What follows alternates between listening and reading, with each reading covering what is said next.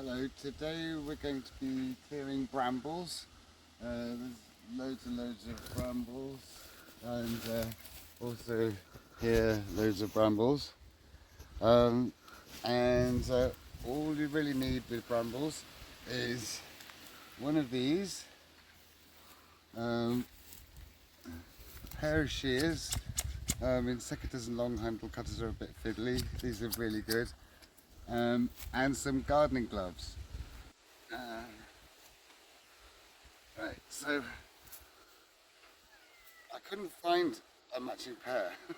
Right, so I could give a. I think this is no good at all. These really cheap and nasty, in my opinion. If they get wet, they kind of go all rigid and difficult to wear.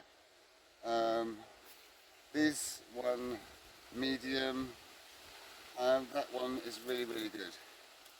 Uh, so they fit on really easily and really comfortable to wear, and thorns will not go through them, and they last for years and years. So before I'm going to show you the best way to get rid of brambles, I'm going to show you an example so that you can see more easily with just one on its own how they have this great weakness and they're very easy to kill. So this is like the common blackberry or bramble, Rubus fruticosus, brought by the Romans to Britain. It's been here 2,000 years. It's a native of the near continent, I guess. It's kind of a nuisance. See, these long bits grow and they stretch over, and then this bit at the end, it grows into the ground and grows roots and becomes another bramble plant. So it has numerous great long gangly bits like that. Got another one here, see? And there's another one there and another one there. And if you notice, they're all coming from the same spot here. You see, all these branches here, can you get up a little bit? The branch here comes here, this branch, all coming from the same spot. So all you need to do is dig them up. The root is actually not very deep, because the root is this bit buried into the ground, and little roots. So you've got like a ball of roots just under the ground, which is really easy to dig up, and that is their weakness. And to go all around,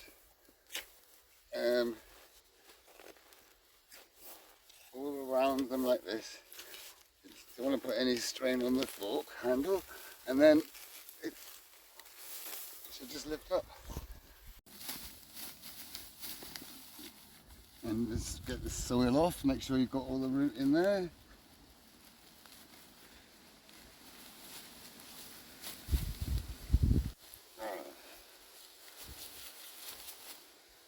This enormous prickly defensive bramble protects these flimsy little roots.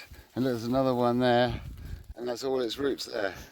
That's all it has, so that's their great weakness.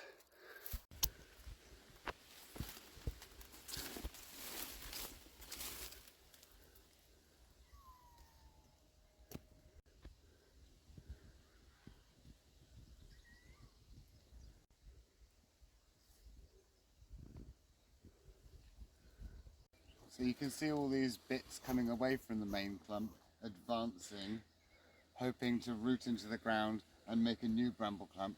So first of all, we want to stop these advancements. Because when you cut it, all this end bit dies. But don't do it in wet weather, because sometimes they can root in, but if you do it in dry weather, they won't root in, they just die.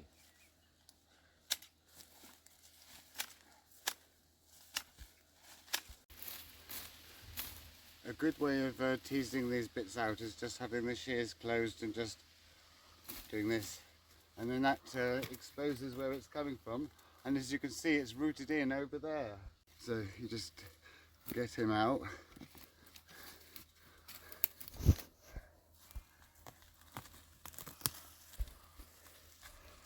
Yes, this is a piddly little thing. And make sure all these bits, especially the roots, are not anywhere lying on the ground damp where they might grow. So just chuck them somewhere like there where they can dry and where you can deal with them later. Here's a little oak tree we found here, so we can, in the autumn, we can dig that up and plant that somewhere else.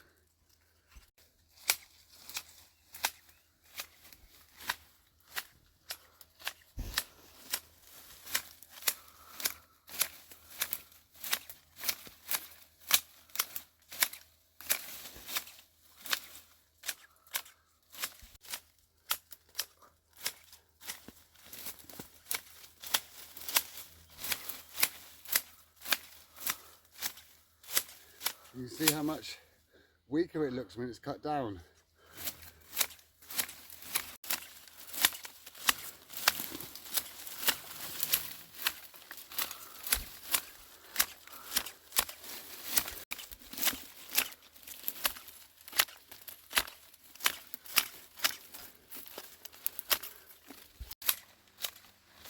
So it looks very daunting, this huge pile of brambles, but they really, it's not as bad as it looks. And if you do cut yourself, which is sort of inevitable really, mint, this is water mint, Mentha aquatica, very, very good for cuts. It's antiseptic and it heals them. And if you've actually got a thorn stuck in your arm or something, then basil is really, really good. It draws forth thorns. So if you've got a thorn or a splinter and you rub that on, then the thorn will come out.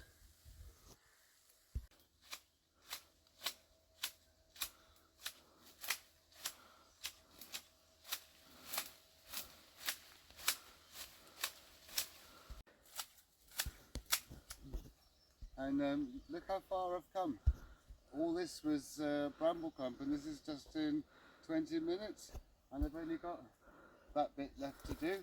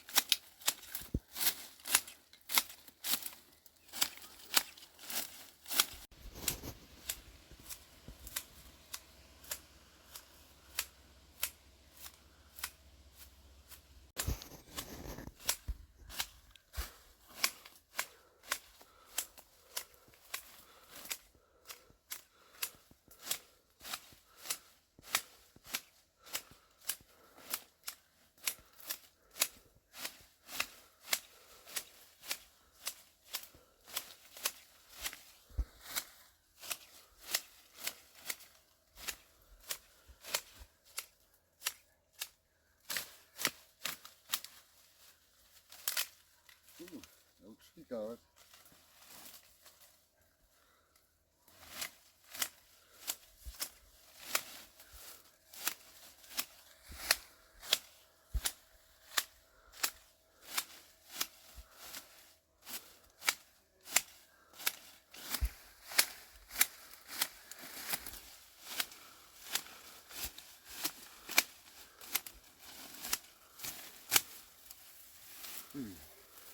And now, let's trample this a bit. You can come through.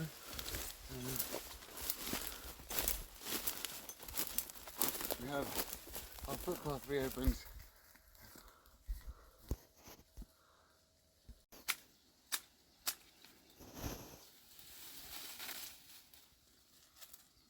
Here is under the trees. We've got lots of wild daffodils and other things in the ground we don't want to disturb. So we're just cutting them back here.